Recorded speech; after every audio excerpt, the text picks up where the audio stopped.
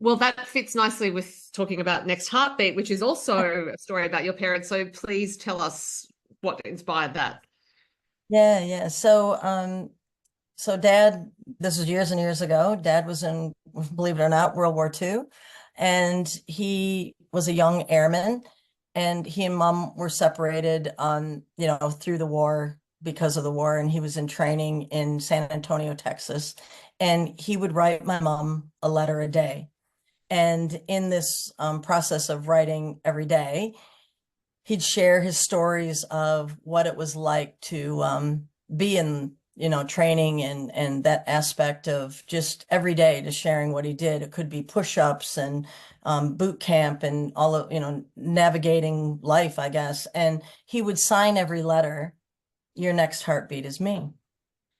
And when dad passed in 2010, I brought mom here. I'm married to an Australian. I've been married to him for 31 years. I brought mom here and she lived with me for the last 5 years of her life.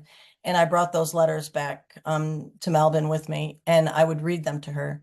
And when I would read them to her, I tried to keep my act together, because it Mm. was very, Mm. very moving to share that with her. But it felt like my dad was actually speaking to me because those letters were so, we're talking about in the 40s, right? Like the letters were so just naively beautiful, and it was just kind of like, I can't wait to see you again. And I did this today and I did that today. And yeah, just anyway. So when I saw that your next heartbeat is me, when he signed those letters, I was like, that's a song title. I Yeah. got it. Yeah. And clearly, you talked about writing poetry and writing a diary. Clearly, your father was a great writer because in order to keep that up, one letter a day. Well, yeah, yeah. And back then, there was way before the internet, way Mm. before all of the, that's just how people corresponded and you had to wait, right? It wasn't this like instant gratification of, let's Snapchat or let's do this or let's do that. Back then, it was like you wrote a letter, and I can envision, I haven't done a video for it, but I was thinking I could get some actors to do it.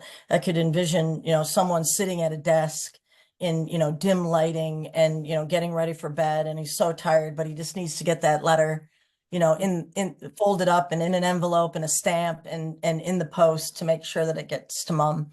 Yeah. And yeah, so it's a memory of for the two of them that I thought would be lovely to share.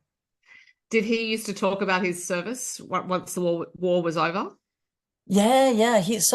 Interestingly enough, my much to my mother's dismay, my dad was like fit his whole life, right? Like absolutely fit. And I found going through the closet one day, a cupboard, I found one of his like airman outfits, and I made some kind of chuckle to him like, "Oh, that's amazing," And he literally, and I kid you not, like showed up at my doorstep one day in his full uniform. And I was like, oh Full my fit. goodness, because he never, and they came from the era of the Depression, right? Like he grew up in the Depression. So like mom and dad like kept everything. They wouldn't think of, well, and they donated things as well, but like for the most part, like clothing and whatnot, they just gave everything. So dad had it, and like I said, much to my mom's disappointment, throughout her life, it's like women always fluctuate and whatnot, and for him, he like, whatever he Kept learned it. in boot camp, he kept it up the whole time. Good